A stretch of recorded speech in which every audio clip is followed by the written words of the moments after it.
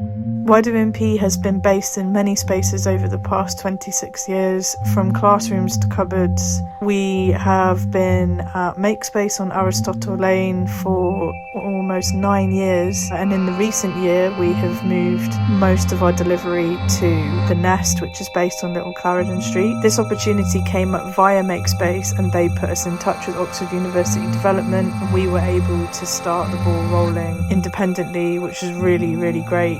We moved spaces because we needed full autonomy over how the space was run, and that includes being able to be loud at different hours. Not being in a residential area means that we can do that. Also being able to adapt the culture of the space to how we run.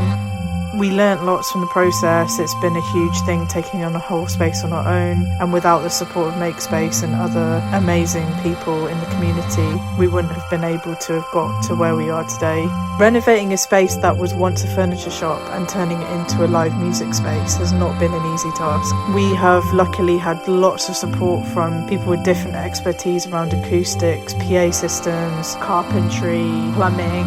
The space also reflects the participants of the project. Like when you come in, you look at the pillars, and all those pillars are decorated with lots of people's work and archive from the past 8 to 10 years.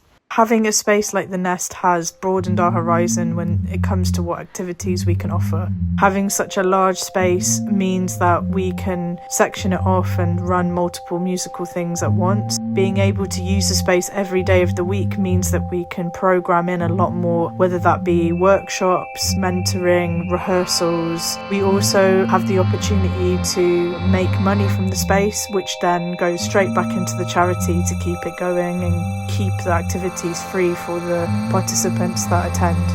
The Safer Spaces policy is at the core of all the work that we do. The idea was to create this policy in response to acts of violence that we've experienced as musicians in Oxford. The policy itself is a living, breathing document that's always changing. Whether you are an audience member, a performer, a promoter, we want to gain as many new perspectives as possible through conversations we're having with our community.